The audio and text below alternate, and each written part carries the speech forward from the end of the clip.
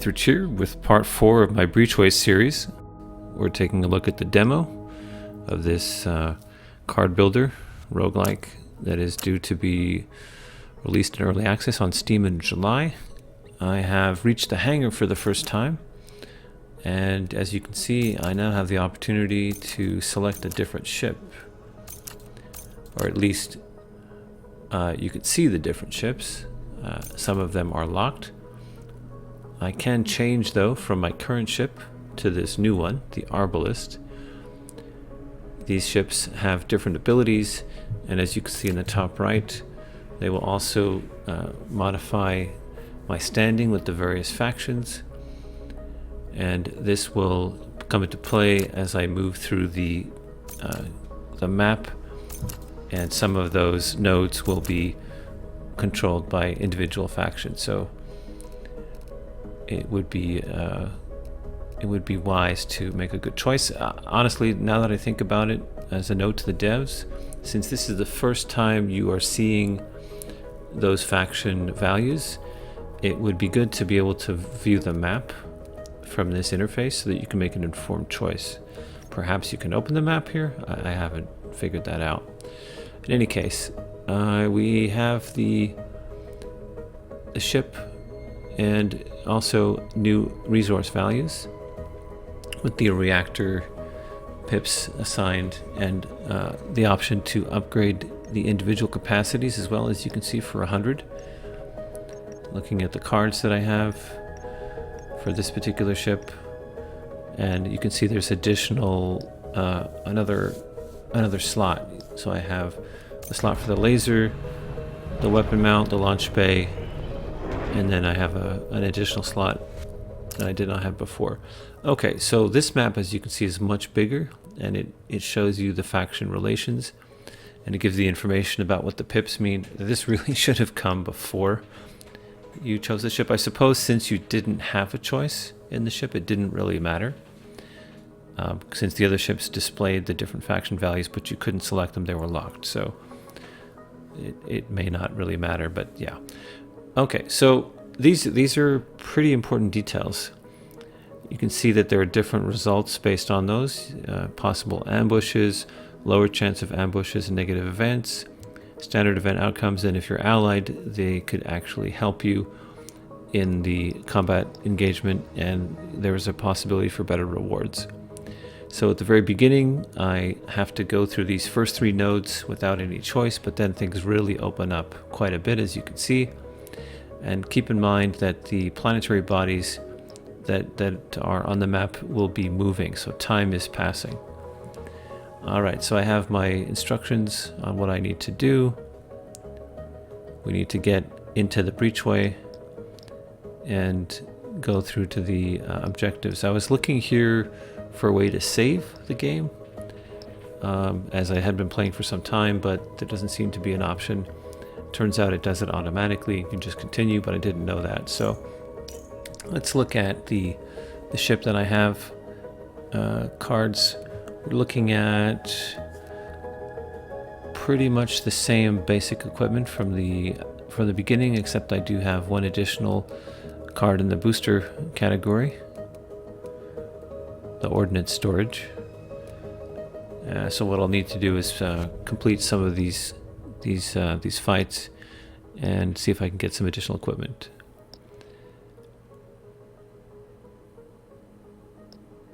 Okay, so first combat with a gunship. It's a pretty nice looking ship. I like that. Almost a Minbari cruiser style, if you know what that is, in terms of its profile. Okay, so laser pulse standard, which means they have a source of precision damage in the shield. I also still have my crew abilities in the lower right, but I have a small number of command points. Let's see, this is a new card. Okay, that could be useful.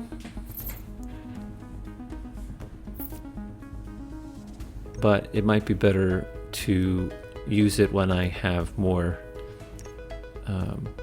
ordnance that I can spend to get the maximum benefit out of it. This ship I'm facing doesn't have a great deal of hull hit points, so it shouldn't be too hard. But I have a long way to go, and I don't know where or when I'll be able to repair. So ideally, I want to take my time and take as little damage as possible. None, if I can manage it. Which means I'm going to want to disable that weapon through the use of precision strikes. I can't do both of them.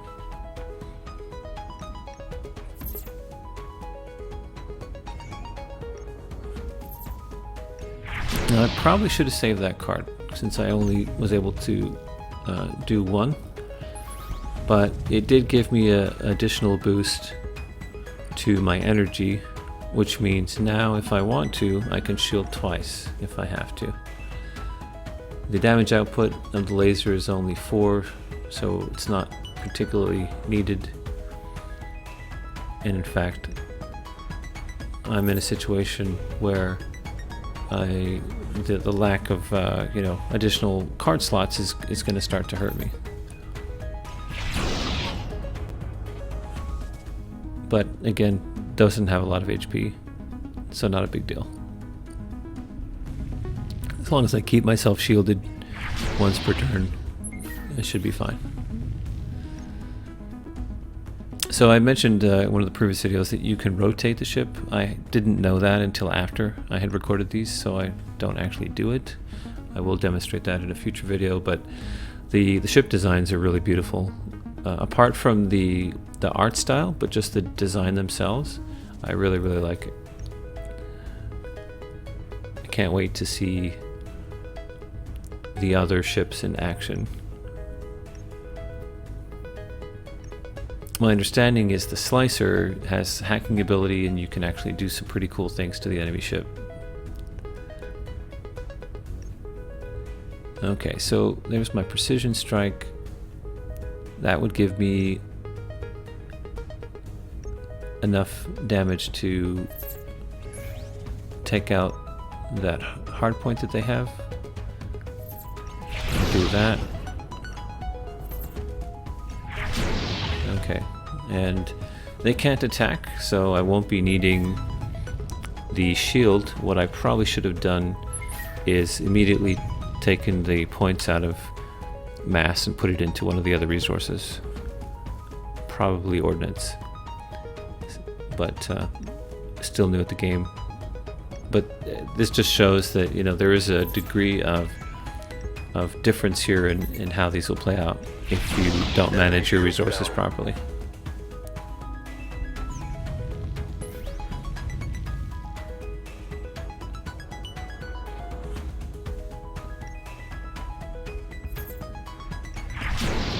Yeah, see, heavy on shields, no cards. Again, I should have reduced my output to energy and put everything into ordnance. So, mistake.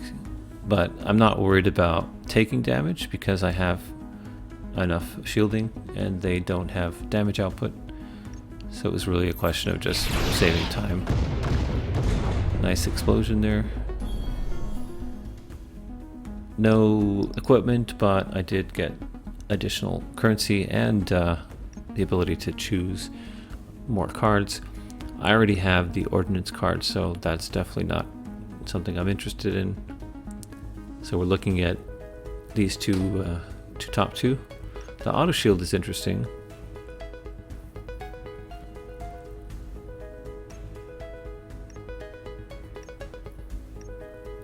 It's a way to shield without mass, so I like that idea. If you get stuck with having no mass, but you need to shield, you have a way to do it. And the other is a offensive option, just more damage. So like I said earlier, I do like adding new abilities. So it's a question of being able to do something that you couldn't do before versus doing more of something you already had the capability for, and I'm going to choose the former. All right, I have a little bit more coin, but not quite enough to do an upgrade. It requires 100 and I have 96. I have only 3 fuel left, and I do not know where the next fueling station is, so this is something I'm going to have to keep in mind. Okay. Got intercepted. Another one of these. However, it looks like their loadout is different. I do have additional command points that were generated through the turn, so now I could use that if I needed to. I still have taken no damage, and I want to keep it that way if I can. Alright, so their weapon applies the ignite effect, which will increase the heat.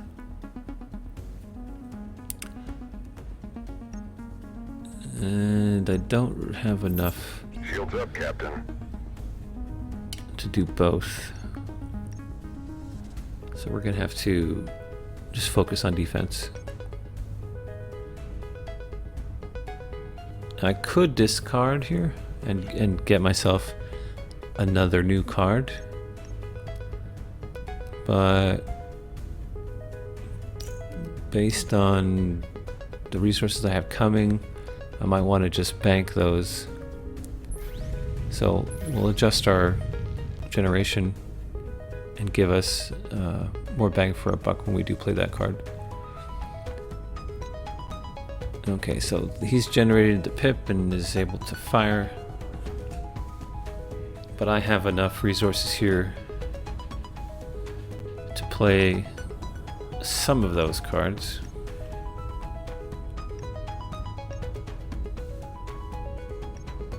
And of course, I do have the crew abilities, which I could have used. But I'm going to keep those in reserve. Don't know how this is going to play out necessarily. Okay, almost disabled it. But I have enough points left because I used the card for shielding. So no damage again. That's great. Okay, they can't fire. Their weapon is only 1 pip. So I can plan a better attack or just finish it off, which would probably be ideal. It's just a question of what resources do I want next turn. Let's put this weapon out of commission for a few turns. I do not need to shield. Maybe I want to discard.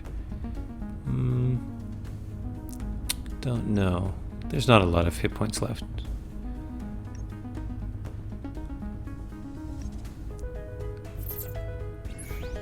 That was a waste.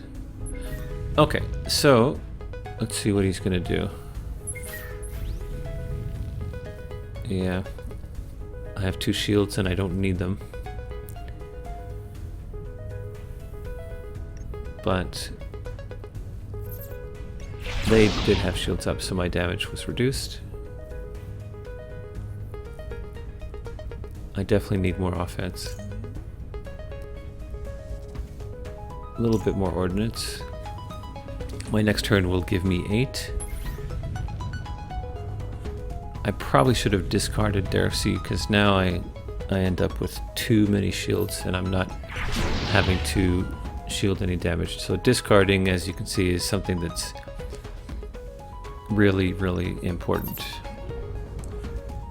I'm wasting it by using it, putting it in my discard pile, but I'm using resources. Really, I should have just discarded it and preserved the resources.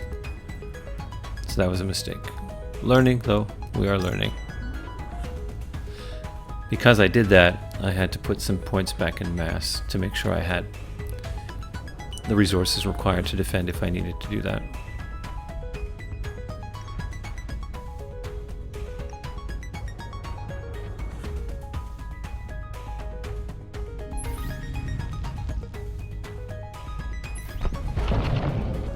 Okay, no damage. Oh, I like the little repair animation there. as you can see when he puts his laser back online. But didn't help him. Okay, so got currency, and that puts me above 100, so I can do an upgrade if I want. And we have new cards. This one again. Still, it's pretty high cost. I have an additional auto shielder option. And I have this new heavy pulse. That's a really high precision attack. It's a high cost, but I have that other card which rewards you for spending a lot of ordnance points. So it seems like a logical choice. And I have the ability to increase one of these. Do I save for a reactor upgrade or do I spend it? Capacity. Capacity would be more useful if I had greater generation. So we're just going to leave that for now. Oh, interesting. So some people escaped.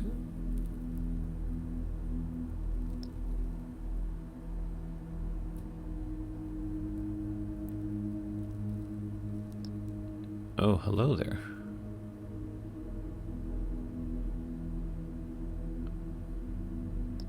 Well, that's interesting. It's actually a mission. 2 elite ships, 150 credits. Well, yeah, that would let me upgrade both. But I don't know how strong elite ships are. Well, this will help.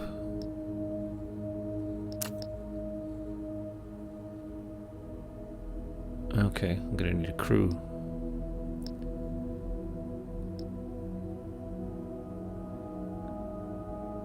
Okay, so where do I want to go? Let me put this in first. Oh yeah, it's the AI dude. I don't think I realized that the that is actually a crew member. I don't know how I missed that.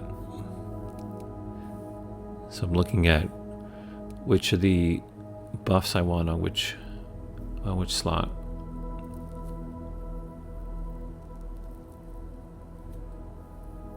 Kind of applies to both, looks like.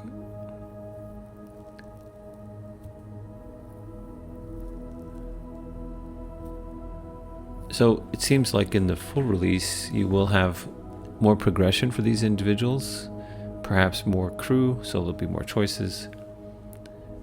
And as the actions you take, you know, during the course of traveling through the map can influence the morale, you will, in some cases, be able to use these more. You'll have more command points.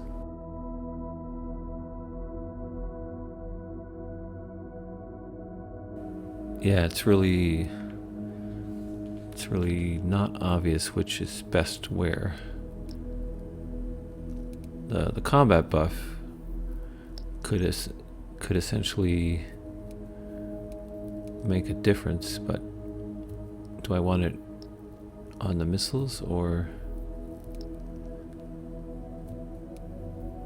Yeah, so I definitely made a mistake here as regards the not using the AI crew member, but that's okay. We'll correct that. Alright, so where do I want to go? I have 3 choices. I need to find elites. Okay, so there's one there. There's another one there. So ideally, I want a short optimal path that will take me to both of those fairly quickly. And it looks like we're going to go that way.